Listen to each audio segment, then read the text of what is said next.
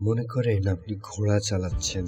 ঘোড়া চালানোর সময় আপনি দেখতে পারতেছেন সামনে একটা গর্ত। আপনি ঘোড়াকে বললেন জাম্প, ঘোড়া জাম্প করছে। এরপর আবারও ঘোড়া চালাচ্ছেন, সামনে আবারও দেখছেন গর্ত। আপনি ঘোড়াকে বলছেন জাম্প, ঘোড়া আবারও জাম্প করছে। এরকম করতে করতে আপনি এক সময় ক্লান্ত হয়ে পড়ছেন, আপনি নার্ভাস হয়ে পড়ছেন, আপনি অসুস্থ অবস্থা ঠিক এরকম একটা পরিস্থিতি। ব্যাস আপনি শুধু ঘোড়ার লাগামটা ধরে বসে আছেন, ঘোড়ার সামনে দেখছে গর্ত। ব্যাস আপনি কিন্তু বলেন নাই যে ঘোড়া জাম্প, ঘোড়া অটোতেই জাম্প করছে, ঘোড়া পার হয়ে গেছে। তার মানে এটা থেকে এই জিনিসটা বোঝা যায় যে আপনি যে জিনিসটা আস্তে আস্তে চালাচ্ছেন, আস্তে আস্তে আসক্ত হয়ে পড়ছেন। পরবর্তীতে ওই জিনিসটা আপনি চালাচ্ছেন না, বরং সেটাই আপনাকে চালাচ্ছে। আপনি মোবাইল চালাইতে চালাইতে এতটাই আসক্ত হয়ে পড়ছেন যে আপনি মোবাইল চালাচ্ছেন না, এখন মোবাইল আপনাকে চালাচ্ছে। আপনি নেশা করতে করতে এত পর্যায়ে পৌঁছায় গেছেন যে এখন আপনি নেশা করেন না, বরং নেশাই আপনাকে করাচ্ছে। সুতরাং বি কেয়ারফুল, কারণ আপনার প্রতিটি মুহূর্ত, আপনার প্রতিটি স্টেপ,